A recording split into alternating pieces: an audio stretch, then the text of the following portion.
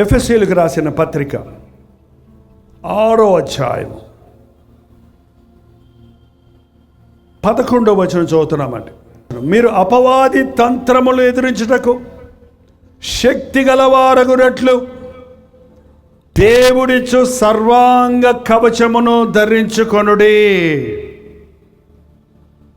మీరు అపవాది తంత్రములను ఎదిరించుటకు శక్తి గలవారగునట్లు దేవుడిచ్చు సర్వాంగ కవచమును ధరించుకొనుడి.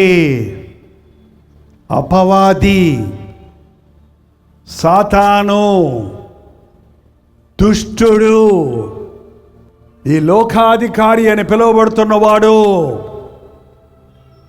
తంత్రగాడు, మోసగాడు, శోధకుడు, వేదకుడు, మోసగించేవాడు, వాడి తంత్రాల్లో పడకుండా, వాడి చేతుల్లో ఆనాడు హవ్వ మోసపోయినట్లు మోసపోకుండా సర్వలోకమును మోసపుచ్చుచున్న అపవాదిని ఎదిరించడానికి అపవాది యొక్క యుక్తులు కుయుక్తులు కనిపెట్టి దానికి స్థలం ఇవ్వకుండా, అపవాదికి స్థలం ఇవ్వకూడదు అని వాక్యం చెబుతుందండి. రకరకాల తంత్రాలు, ఆశలు పెడతాడు అపవాది. వాడు గాలము వేసి మనుషులను పట్టి తన వలలో కూర్చుకొని గొంతులు వేయుచున్నాడు అని హబక్కు గ్రంథంలో ఉంది. గాలమేస్తాడు,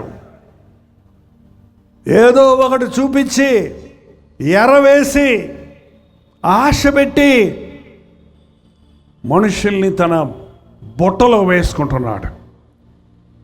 సాతాను చేతుల్లో చిక్కుకుపోయిన మానవుడు మూలుగుతా ఉన్నాడు. ఏ ఎర వేశాడో నీకు?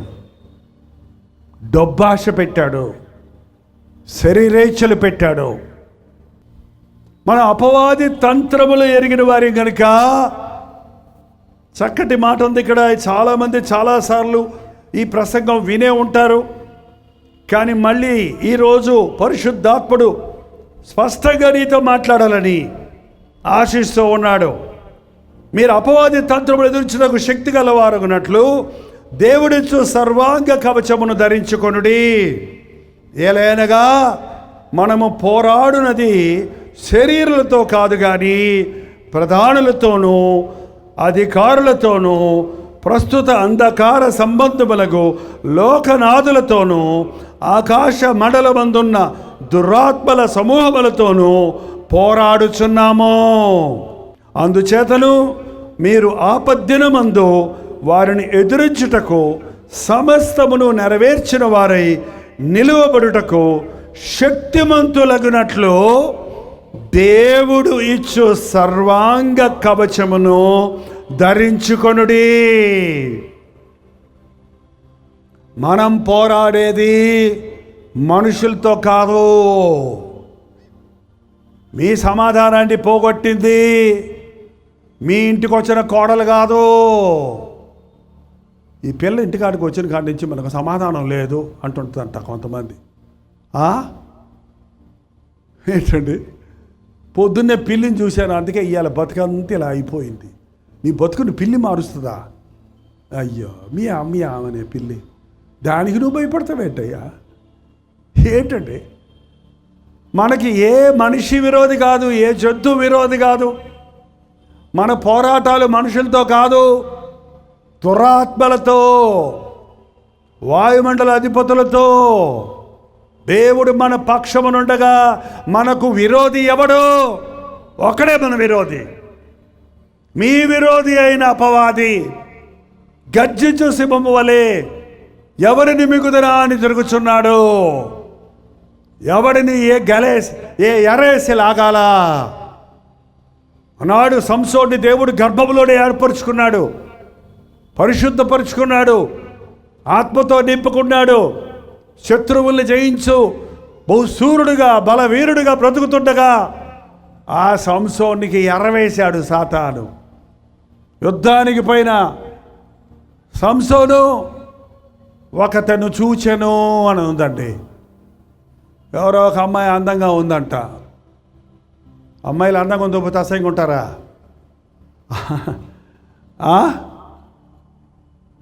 అందరూ అందంగానే ఉన్నామండి. మీరు ఎప్పుడు అద్దంలో చూసుకుంటే నాకంటే అందగత్తే, నాకంటే అందగాడు ఈ లోకంలో లేడని చెప్పుకోండి. మీరు 100 ఏళ్ళు బతుకుతారు. నా ముక్కు పొట్టి పెట్టాడే దేవుడు, పక్కోళ్ళు పుట్టు చాలా పొడుగ్గా ఉందే అని ఏళ్ళతో పీక్కుంటే అది కందిపోయి ఒకలాగా నల్లగా అయిపోద్ది చివరికి. నేను పొట్టుకున్నానే అని వేడుచుకుంటూ కూర్చుంటే నీకంటే పొట్టోళ్ళు ఉంటారు, వాళ్ళ పక్కన నిలబడి నువ్వు పొడుక్కుంటావు. నువ్వు పొడుగోడు పక్కన కూర్చొని నేను పొట్టుకున్నాను ఏడితే ఏమవుద్ది? చింతించడం వాడు ఎవడు 3 ఎత్తు చేసుకోలేడండి. అడ్డంగా పెరగలటానికి అవకాశాలు ఉన్నాయి కానీ నిలువుగా పెరగడానికి అవకాశం లేదండి. ఏం ప్రయత్నాలు చేయబాకండి. దేవుడే ఫిక్స్ చేసి పెట్టాడు. గర్భంలో ఉన్నప్పుడే నువ్వు ఎంత రేషియోలో ఎదగాలని నీ ఎముకలను సెట్ చేసి పెట్టాడు. ఇంత వయసులో ఇంత హైట్ ఉంటే ఇంత వయసులో ఇంత హైట్ వాళ్ళని ఫిక్స్ చేసి పెట్టాడు. Don't worry. హైట్ వెయిట్ గురించి దిగులు పడకండి. ప్రతి ఒక్కరిని వ్యత్యాసంగా చేశాడు. You can see the beauty in every person. ఎవరితో ఫిలిస్తీన్ల అమ్మాయిని చూసి ఇశ్రాయేలీలు అంత అందంగా ఉంటారో తెలుసండి. వాళ్ళు అందమైన అమ్మాయిలు మన జాతిలోనే ఉన్నారు కదయ్యా, విశ్వాసంలోనే ఉన్నారు కదయ్యా, ఆ అమ్మాయి ఎందుకురా నీకు ఇష్టమైంది అని అమ్మ నాన్న అడిగితే నా కళ్ళు పెట్టుకొని చూడు అన్నాడంట. నీ కళ్ళుకు మంచకామర్లు వచ్చింది, పచ్చకామర్లు వచ్చాయి కాబట్టి నీకు ఎలా కనపడుతున్నారు మనుషులు?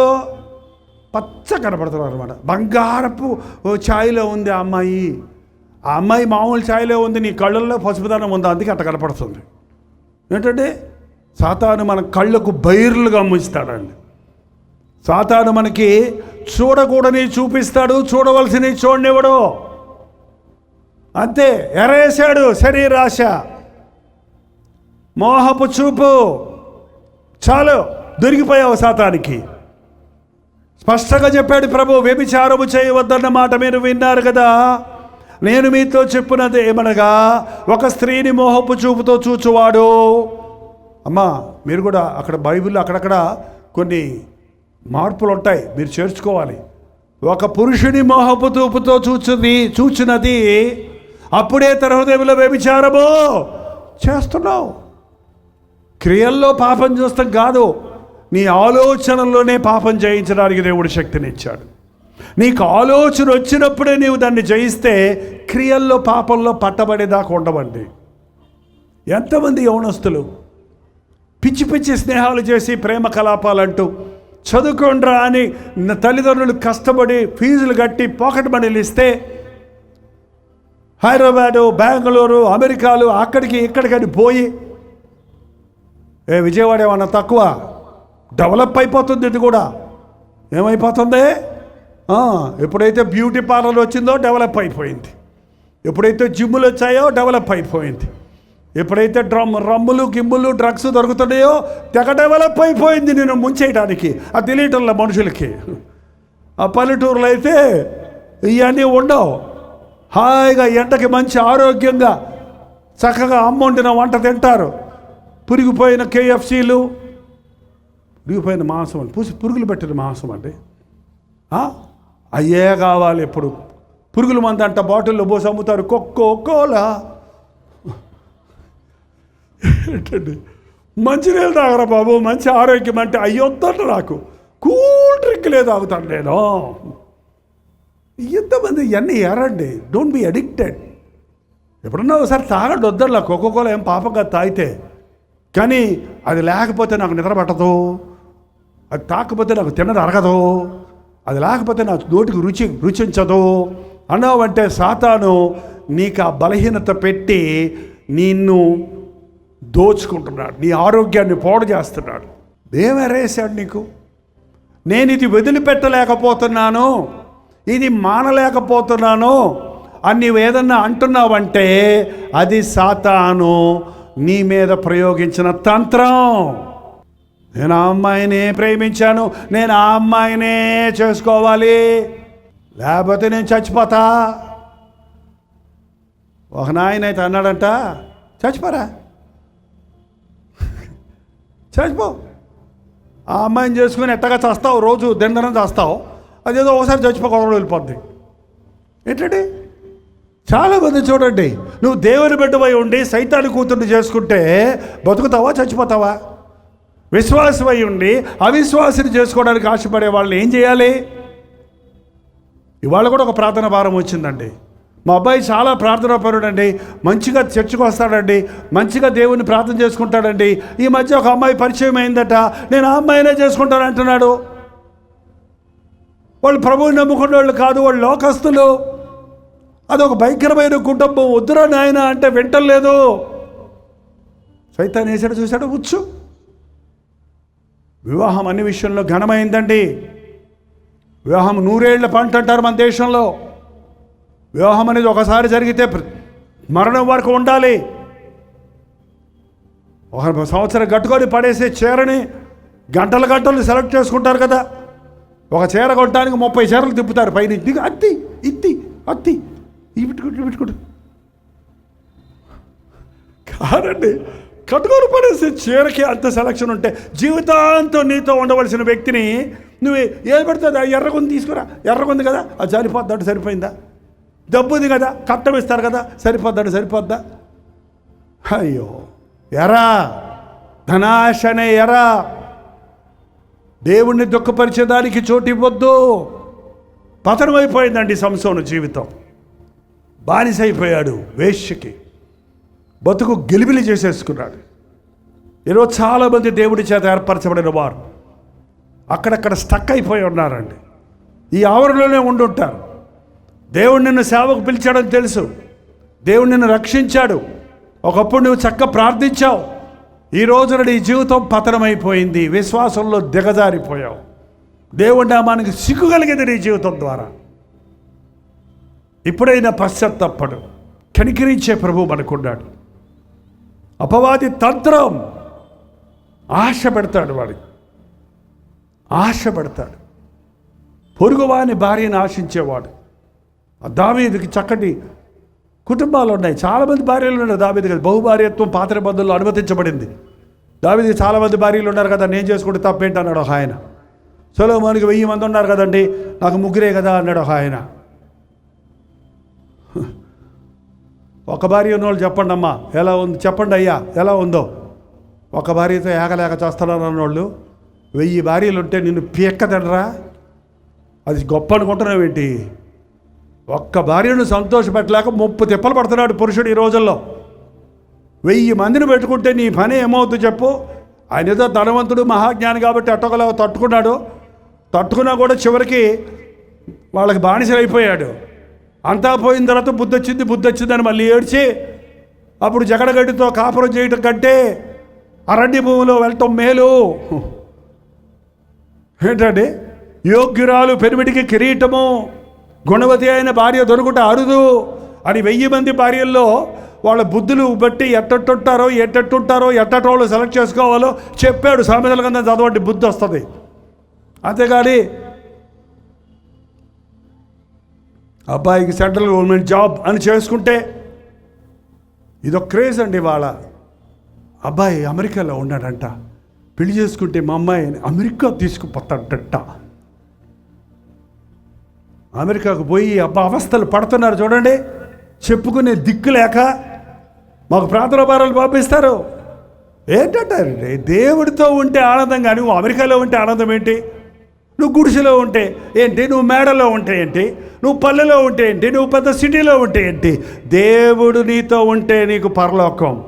దేవుడు లేని స్థలం ఎంత ఇంద్ర భవనమైన అంతకు మించిన నరకం మరొకటి లేదు. ఆశించకండి. ఆశించకూడనివి ఆశించిన ఇశ్రాయేలీలు పతనమైపోయారు. అపవాది తంత్రగాడు, వాడిని ఎదిరించాలంటే దేవుడిచ్చే సర్వాంగ కవచమును ధరించుకొనండి. మనకు టైం అయింది కనుక త్వరగా ఆ సర్వాంగ కవచం చూద్దాం. చూడండి, ఎఫెసీయులకు రాసిన పత్రిక 6వ అధ్యాయము ఆపద్దనమున మీరు వారిని ఎదురించుటకు సమస్తము నెరవేర్చి నిలబడుటకు శక్తిమంతులగినట్లు దేవుడిచ్చు సర్వాంగ కవచమును ధరించుకుని ఏలయనగా మీ నడుమునకు సత్యమును దట్టి కట్టుకొనుడి. బెల్ట్ చాలా ముఖ్యమండి. మీ నడుము గట్టిగా నడుము కట్టుకుంటారు. బాగా పనులు చేసే స్త్రీలు నడుము కట్టుకొని పనిచేస్తారు.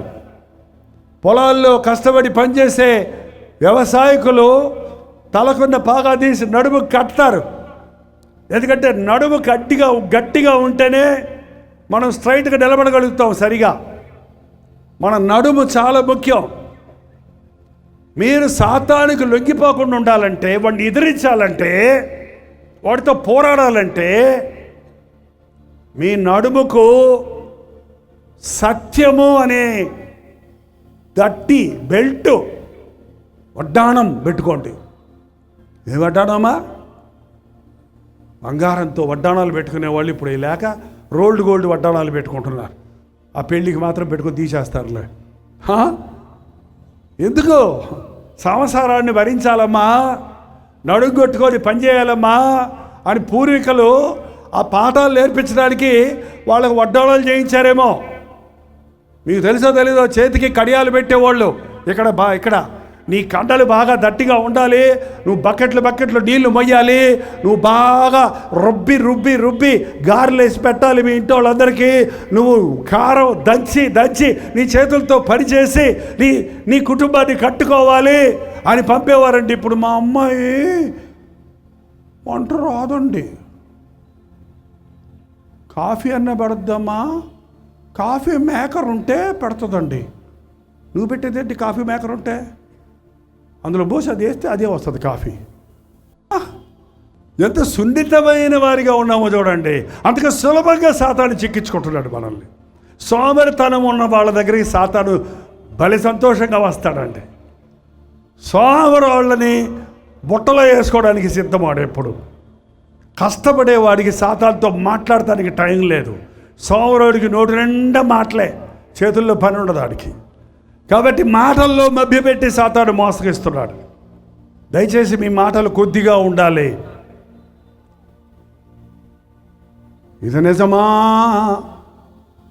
అని ఏదైనా తోటలోకి వచ్చినప్పుడు నీకెందుకు పో అని ఉంటే తోక ముడుచుకొని పోయి ఉండేవాడు. నిజమే అని ఎంతో చెప్పేసిందేమో తెలిసినట్టు ప్రసంగం. ఉండు ఆదాముని తీసుకొస్తాడు అని ఉన్నా కూడా వేరేలాగా ఉండేది కథ. ఏంటంటే అపవాదికి చోటు ఇయ్యకడి,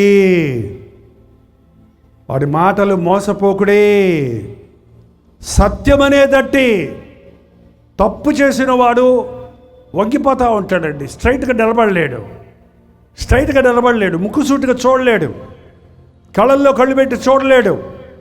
తప్పు చేసిన వాళ్ళు తెలిసిపోతుంది, వాళ్ళు బలహీనలు అయిపోతారు. ఆ భయమే వాళ్ళని ఓడించేస్తుంది, పట్టించేస్తుంది. నీలో సత్యం ఉన్నప్పుడు సాతాను నీ జోలికి రాలేడు. అబద్ధం అనేది సాతాను సంబంధమైంది. అబద్ధానికి నీలో చోటిచ్చినప్పుడు అపవాదికి చోటిచ్చేసావు. అబద్ధం ఆడకుడి. మీరు ఆడిన అబద్ధమును దాయకండి. ఎంత తొందరగా వీలైతే అంత తొందరగా ఈ అబద్ధాన్ని ఒప్పుకోండి. లేకపోతే సాతాను మిమ్మల్ని లొంగ తీసుకుంటాడు. సత్యం అనే దట్టి యేసుప్రభు చెప్పాడు, నేనే మార్గమును జీవమును సత్యమునై ఉన్నాను. క్రీస్తు మాట ప్రకారం బ్రతికేవాడు సత్యాన్ని ధరించిన వాడుగా ఉంటాడు. నేను ఆపుతున్నాను, టైం అయింది కాబట్టి. కానీ ప్రార్థన మాత్రం నేను ఆపను. ఒక్క నిమిషమైనా మీరు ప్రార్థించాలి. మోకరించగలిగితే మోకరించండి. ఇదే అనుకూలమైన సమయం. ఎందుకు ఇంకా నీకు సాతాను శోధనలు ఉన్నాయి? ఎందుకు అపవాదికి లొంగిపోతున్నావు? ఎందుకు వాడే జయిస్తున్నాడు? ఎందుకు నీవే ఓడిపోతున్నావు? యేసయ్యా, వాడి తంత్రాలు నేను గుర్తించలేకపోతున్నా, వాడి మోసాలు నేను గుర్తించలేకపోతున్నా, వాడు పెట్టే ఆశలకు నేను గురైపోతున్నా, వాడి ఎరలకు నేను లొంగిపోయాను. అందుకే తిరుదరానికి దిగజారిపోతున్నానయ్యా. అయ్యా యేసయ్యా, ఈరోజు నీ సర్వాంగ కవచం నాకు కావాలయ్యా. నేను అంగీకరిస్తున్నాను నా దేవునిగా. సత్యమనే దట్టి, నీతి అనే మైమరువు, సిద్ధమనసనే జోడు, విశ్వాసమనే డాలు, వాక్యమనే ఖడ్గము, రక్షణనే శిరస్త్రాణము ధరించి ప్రతి సమయమందును ప్రతి విధమైన ప్రార్థన చేస్తూ ఈ లోకంలో ప్రశాంతతతో సమాధానముతో రోషం కలిగిన వారిగా పరిశుద్ధులుగా ప్రభుకిష్టులుగా జీవించాలని నేను ఆశిస్తున్నానయ్యా అని ప్రతి ఒక్కరు నోరు తెరిచి చెప్పండి. కొద్ది క్షణాల్లో మనం వెళ్ళిపోతున్నాం. ఇంకొక రోజు మన ముందుంది. ఈ రాత్రే దేవునితో సమాధాన పడదాం. రక్షించబడ్డ నీకు దేవుని ప్రణాళికలు ఎరగాలంటే మరొక రోజు కనిపెట్టండి. ఈ రాత్రి దేవునితో సమాధాన పడండి. ఖచ్చితంగా పోరాటాలు ఉంటాయి, ఖచ్చితంగా శ్రమలు ఉంటాయి, ఖచ్చితంగా వ్యాధులు ఉంటాయి. ఈ లోకంలో బతికినంత కాలం పోరాటాలు ఉంటూనే ఉంటాయి. అవన్నిటి మధ్యలో ప్రశాంతంగా నీవు ఉండడానికి, వాటన్నిటిని జయించగలిగిన ధైర్యము నీవు కలిగి ఉండడానికి దేవుడిచ్చే సర్వాంగ కవచము ధరించుకో. రక్షణ పొందావా? శుద్ధ హృదయాన్ని కాపాడుకుంటున్నావా? విశ్వాసము కలిగి జీవిస్తున్నావా? వాక్యముని హృదయంలో ఉంచుకొని అపవాదిని ఎదురిస్తున్నావా? దేవుని కొరకు సిద్ధమని పాపానికి నో అని చెప్పగలిగిన ధైర్యం కలిగిన వ్యక్తిగా ఉన్నావా? యేసయ్య నిన్ను అభిషేకించాలని, అపవాది నిన్ను ముట్టకుండా నీ ఇంటి చుట్టూ కంచె వేయాలని, నీ బిడ్డలను ఎత్తుకుపోకుండా, నీ సమాధానాన్ని పాడు చేయకుండా నీకు ప్రశాంతతనివ్వాలని ప్రభు ఆశిస్తూ ఉన్నాడు. ఏదో సభలకు వచ్చామంటే కాదు, జయ జీవితం నీకు కావాలి. పోరాటాలు ఎన్నున్నా, సమస్యలు ఎన్నున్నా ప్రశాంతత కలిగిన వారిగా ఉండాలి. ఎవరి మనస్సు యేసయ్య మీద ఆడుకుంటుందో వారన్ని సంఘటనల్లో కూడా నెమ్మది కలిగి ఉండగలుగుతారు. నిన్ను భరించే ప్రభు ఉన్నాడయ్యా. నిన్ను ప్రేమించే యేసు ఉన్నాడు. నీ ఆకలి తీర్చేవాడు ఆయన, నీ అవసరత ఎరిగినవాడు ఆయన, నీ కన్నీరు తుడిచేవాడు ఆయన, నిన్ను ప్రాణమిచ్చినంతగా ప్రేమించిన యేసయ్య నిన్ను రక్షించి తన రాజ్యానికి చేర్చుకోవాలనుంటే అల్పకాల పాప భోగాలకు లొంగుతావే, సాతాను చూపించే లోకాశలకు లొంగిపోతున్నావు, అపవిత్రతకు చోటిస్తున్నావు, అసమాధానంతో నిండిపోయి ఉన్నావేమో. ఈ రాత్రి నీతోనే మాట్లాడుతున్నాడు. నా కుమారుడా, నీ హృదయం నాకి, నా కుమార్తె నీ హృదయం నాకి, నేను నీలో ఉంటాను, నీతో ఉంటాను, నేను నీకు తోడై ఉంటాను. నీకు విరోధముగా ఏ ఆయుధము పని చేయకుండా, ఏ అపవాదికి నీ మీద అధికారం లేకుండా నా కౌగిల్లో నిన్ను దాస్తాను, నా రెక్కల చాటు నిన్ను దాస్తాను. ఏ తెగులు నీ గుడారంలోనికి రాకుండా, నీ కుడి పక్కన 1000 మంది పడినా, నీ పక్కన 1000 మంది పడినా, నీ కుడి పక్కన 10,000 మంది పడినా ఏ అపాయం రాకుండా నేను కాపాడుతానన్నా యేసయ్య మనకుంటే ఎంతో ప్రశాంతంగా అలజడుల మధ్యలో కూడా బ్రతకగలం.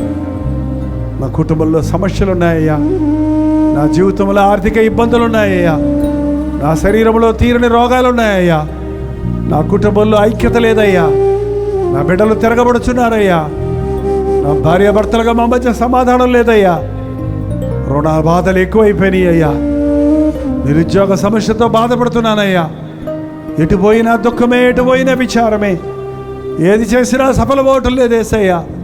ఈ శాపాలను నన్ను విడిపించవా? నీ కవిగల్లో నన్ను చేర్చుకోవా? నాకు మొరపెట్టు, నిరంతరం ఇస్తానన్నావే. నీకు మొరపెట్టుకుంటున్నానయ్యా.